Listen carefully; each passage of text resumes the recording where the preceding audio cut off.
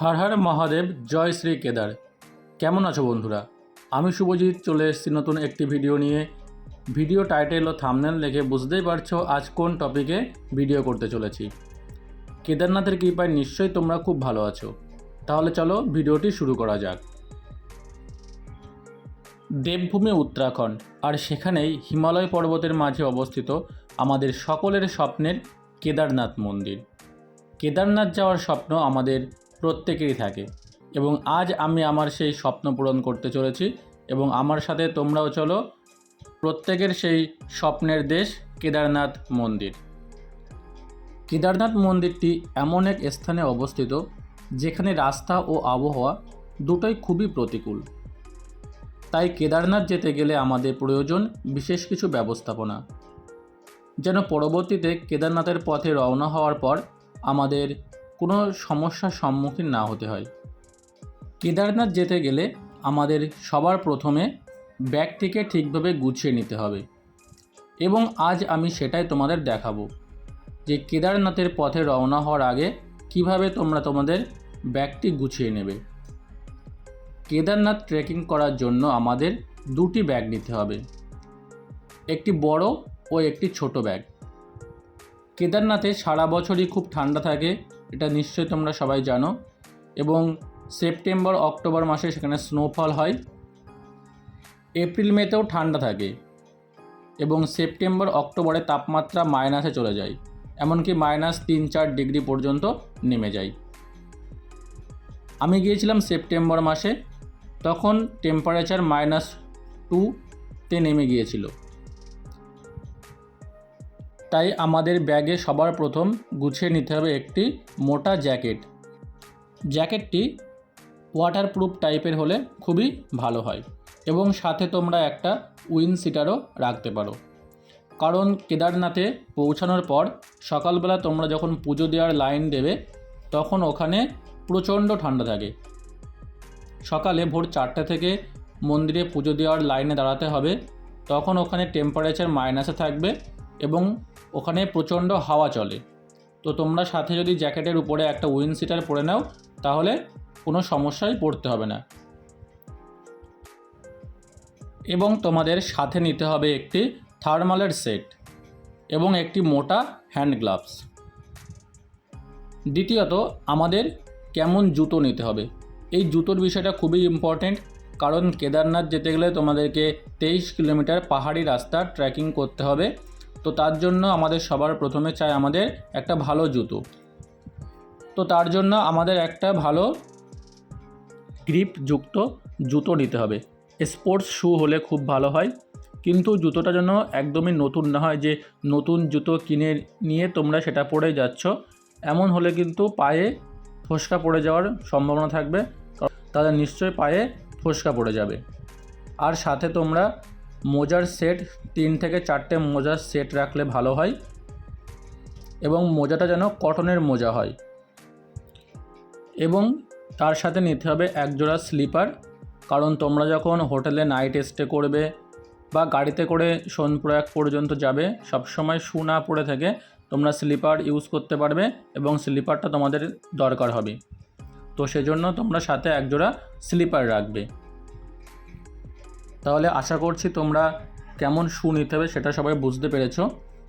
তো এবার আসি আমাদের কেমন ধরনের জামা কাপড় পরে ট্রেকিং করা উচিত। তো আমরা কখনোই জিন্স বা টাইট কোনো প্যান্ট এরকম কোনো কিছু পরে ট্রেকিং করতে পারবো না, তাহলে কিন্তু সেটা খুবই সমস্যায় পড়তে হবে। তোমরা ট্রাউজার টাইপের কোনো প্যান্ট সাথে নেবে ট্রেকিং করার জন্য, এবং তোমরা চাইলে হাফ প্যান্ট পরেও ট্রেকিং করতে পারো। অনেকেই থাকে যারা হাফ প্যান্ট পরে ট্রেকিং করে। তো কেমন জুতো কেমন জামা কাপড় নিতে হবে সে বিষয়টা তো বললাম। এবার আসি পরবর্তী বিষয়। তোমাদের একটা ছোট ব্যাগ নিতে হবে যেটা তোমরা ইজিলি ক্যারি করতে পারবে। বেশি বড় ব্যাগ যদি তোমরা নাও তাহলে কিন্তু কয়েক কিলোমিটার রাস্তা হাঁটার পরেই তোমরা ক্লান্ত হয়ে পড়বে। তো ছোট একটা ব্যাগ নিতে হবে যেখানে তোমাদের যে প্রয়োজনীয় জিনিসপত্র সেগুলো নিতে হবে। সাথে ভালো একটা জলের বোতল রাখবে, কারণ রাস্তায় অনেক জলের দোকান পাবে, সেখান থেকে জল বিক্রি হবে কিন্তু তার দাম প্রচুর। তো সেই কারণে সাথে একটা জলের বোতল রাখবে। কেদারনাথ মন্দির যাওয়া পর্যন্ত পুরো রাস্তায় জুড়ে প্রচুর ছোট বড় ঝর্ণা আছে। তোমরা যদি সাথে একটা জলের বোতল রাখো তাহলে যখনই তোমাদের জলের প্রয়োজন হবে তোমরা ঝর্ণা থেকে জল ভরে খেতে পারবে, এবং ঝর্ণার জল খুবই পরিষ্কার এবং খুবই সুস্বাদু, সেটা পানের যোগ্য। তো যে দোকানগুলো আছে সেখান থেকে জল কিনতে যাবে না, সাথে একটা জলের বোতল রাখবে, তাহলে তোমাদের জলের কোনো সমস্যা হবে না। তোমরা যখন সোনপ্রয়াগে বা তোমাদের হোটেলে তোমাদের বড় যে লাগেজ ব্যাগটি থাকবে সেটা রেখে ছোট যে ব্যাগটি নেবে তার মধ্যে এক সেট জামা কাপড় আর শীতের যে cold cream, Vaseline, Boroline, lip balm, দুটো হাফ প্যান্ট, একটা টি শার্ট, এই সমস্ত জিনিসগুলো গুছিয়ে নেবে। এছাড়া অন্য কোনো জিনিস তোমাদের সেই ছোট ব্যাগটায় রাখবে না, তাহলে কিন্তু ট্রেকিং করার কিছু সময় পর ব্যাগটা পাহাড় সমান মনে হতে শুরু করবে। আস্তে আস্তে বেলা বাড়ার সাথে সাথে রোদ্দুরের তেজও কিন্তু বাড়তে থাকবে।